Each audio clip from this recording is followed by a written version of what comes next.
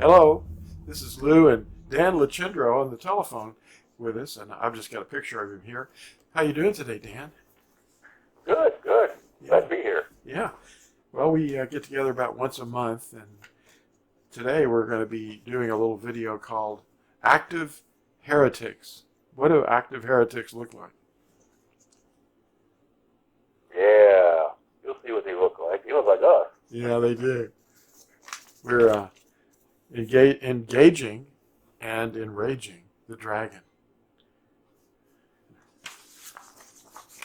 Well, I don't think you can actually do one without the other. Yeah. Really. Well, the latest But, article is you just received it today. I'm holding it up here. Enraging the dragon. I've got you in the mouth of a great white shark. yeah, you got bad breath too. Yeah, I bet. Stinky. All that garbage he's been eating. Yeah. I got you in a scuba helmet there in the back. Kind of goes with it. Oh yeah. Okay. Wow. I see that. Yeah, these little tracks are like able to be downloaded and printed out anywhere on the planet. I imagine even the ISS, the International Space Station, could do that. They So probably could. anybody up there that needs this, just print it out, read it as you float away. Oh boy, Consider it your lifeline. yeah. You know what Deuteronomy chapter 5 is about? He's telling us the Ten Commandments again. It's the retelling. Deuteronomy is a Greek word that means the retelling, Mm-hmm. a second time. And he's quoting the Ten Commandments. And he says, in your distress, when all these words shall come upon you in the latter days, then you shall return to Yahuwah, your Elohim, and shall obey his voice. Wow. That's amazing. Is that what's happening to us as these, what are we calling ourselves? Active heretics? Yeah, I think so. And the dragon is Well, enraged. well, in this article that you sent me here, "Enraging the Dragon," and the first part of it there, um, it spells out pretty clearly the zombies who teach the lies of the dragon are being exposed worldwide. The time has come to stop paying to stay on the Carnival death ride. It's time to engage the perpetrator and set the captives free. Now, active heretics, okay, is what we're called, basically. That's kind of what we're doing. We're telling people. And some of the information papers that I get from different organizations are saying that people are leaving the Christian faith. Well, they're all upset about that. But, when I read that, it's like they're finally seeing some things that they need to see. The false shepherds want you to obey them and not Yahuwah. Mm. And, that's exactly true. And, when we choose to obey the commandments of Yahuwah, stop listening to men's teaching, those who follow the dragon's teachings are enraged. So, yeah, definitely the dragon is being enraged. He's grabbing at straws. Yeah. I think we talked a second ago about that. And he knows his time is short. So he's like pulling out all the stops. And people like us that are bringing these things to light and getting them to the people's ears and eyes so they can see these things, that's really creating quite a stir in the spiritual realm. Yeah, they rejected the eternal covenant, which is why Yahusha said that we're to obey, to love him and obey his commandments. But they don't know what his commandments are specifically. But when we examine the scriptures from stem to stern, all the word points to us to obey something, and not Mm-hmm. see the word worship is the idea that most people have inherited. Come to our worship thing on Sunday morning. Even some of them say sun worship. Right. Well, there's I've seen nothing. signs. I've seen signs that actually say sun worship. I think I know what they mean. They're abbreviating Sunday, but Yeah. still, look at it for what it is. Yeah. Unworship. And they don't teach obedience to the commandments. But he says that in the last days, that those in the scattered in the nations are going to, these words are going to come upon us. And the word, his word and his name are the highest of all things. That's right. And those are the things that we, as Natsarim or watchmen, we protect those. We guard them. Guard them. His name and Torah. Yeah. Yep. And he said he would bless us if his name was placed upon us. And of course, we call on his name. Mm-hmm. But you can't call on his name if you don't know what it is. And that's what we're trying to show people. Yes. I'm going to show him a magnet here that I put on my truck. It's a foot long. It's got the letters on it, Yahusha. And it says, one name is turning the world upside down again. Acts 17, verse 6. Again. Yeah. Yeah. It's already happened Keyword. once. Again. Yeah. It says that in the scriptures. Use the word on them, and it's the most powerful thing. Even it comes through the translations. I mean, the power comes upon people, and they think, what is it Yahusha said? I was reading it just recently. Is not my word like a hammer Oh, yeah. that crushes a rock? Yeah. Yep. Yeah. So. Well, you have a question here, also in your article. What enrages the dragon? Well, okay, the whole world has gone mad, and it's because rebellion, another name for witchcraft, is taught to everyone from cradle to grave. The streets are filled with violence, and now nation-states are preparing to annihilate one another because the dragon is being obeyed. Obeying the commandments is so forbidden by those paid to lie for him that they have invented a new word to describe heretics. Legalists. I mean, think about that word. Wouldn't you want to be legal in the sight of your Creator? I mean, who cares what man thinks? That doesn't matter. No. Let him judge us, not man. Please. That's right. Yeah. That's right.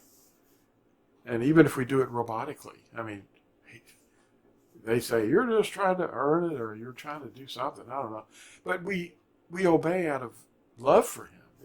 He's in us. We can do nothing without him, first of all.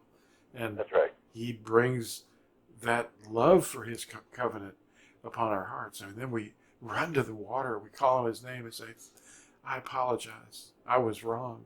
I was living for me. And I want to live for you forever. And we're sealed by calling on his name. Let me pull that white stone out here. Wait a minute. I've got it right here by the camera. Uh-oh. There's a white stone with a name written on it that no one knows except the one who receives it. That's interesting that he phrased it that way. Yeah. Because not everybody's going to get that white stone. I know. They're not going to receive it, that's for sure. When you receive something, that shows an action that is done on your part. Yeah. Sure. Nobody can force you to receive something. Someone can force you to take something, but they can't force you to receive it. When you receive it, you bring it in. Yeah. Okay, you take it in. Some people have said when they first saw that name, they didn't understand it, but they fell in love with it. They said, I've got to learn what that is. I need to know what that is. That's very, very important. And that's what happened to me. I was searching for his name. And he opened me. I ran to the library at the University of Louisville where I attended for 7.5 years and finally got out of there. It took that long for me to get it. I'm a slow learner, but I'm a deep learner. I want to get the basics. I want to find out where it starts and start building on that foundation.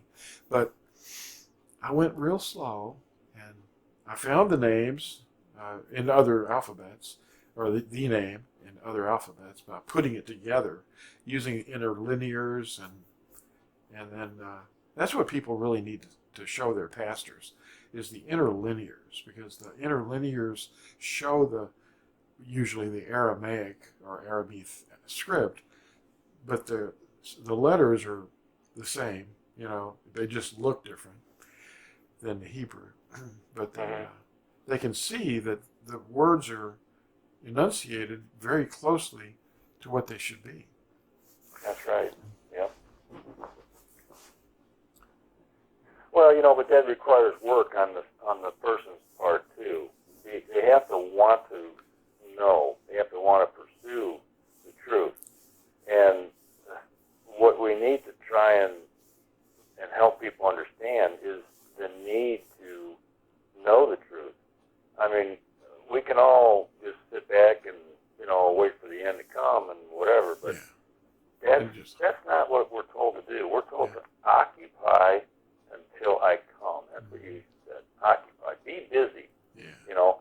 Study. Study and show yourself approved. You don't need to be ashamed. Just do it. Yeah. Find out if what you're being told is actually true or not, or if it's just from some man's doctrine that's been handed down from the church fathers. Well, Peter or Kepha said that in the future, the way of truth was going to be maligned as evil. Oh yeah, and that's yeah. 2 Peter chapter 2, verse 2. So, and we're seeing that now, big time. Yeah. Well, and they use what they do is they use the fear factor to control people. But what people need to understand is there is one to fear. Yeah. And that's the one who is able to destroy both body and spirit in Gehenna. Yeah, and that's an indication that there's only two components, not three. Yeah, that's right. It's two components. Yep. You got the flesh, the shell, and what's moving that thing? What makes your hand go up in the air and wiggle around? What does that? Well, the thing that's inside you controlling the machine. We're the ghost in the machine. There you go. Yeah. That was the name of a Police album. Remember that? Oh, yeah, I think I did. Yeah. Yes. Well, I guess we're approaching 14 minutes. You want to wrap up this thing with anything that pops out at you here? Yeah, if we got enough time, if you think, I do have this one paragraph that I wanted to bring up to you out of the book that you have here. Oh.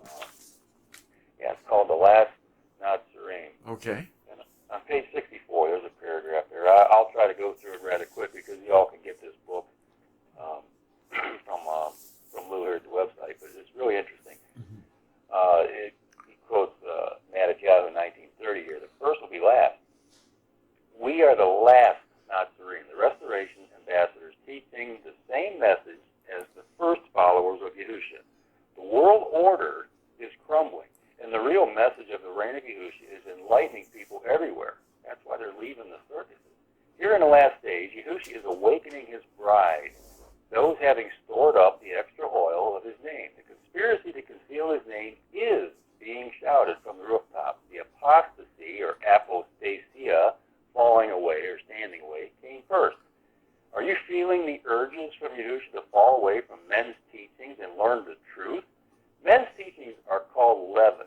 One of the problems of getting to the truth has always been a teaching authority stepping in to make it seem a lay person doesn't have the capacity, training, or permission granted to them to teach. This was how they treated Yahusha because he released so much truth, he became a threat to the fragile egos of those controlling the teachings. Yahusha is our teacher, not traditions invented by men. The name is the key of knowledge, the rock rejected by the builders. I thought that was pretty apropos to what we're dealing with here. Exactly, yes. Well, that's wonderful. That really should impact some people who are listening that might not understand. Well, Thank you, Dan. We're going to sign off now. Thank you, everybody, for watching this. And please like and share and subscribe. So we'll talk to you all next time. Thank you. Bye now.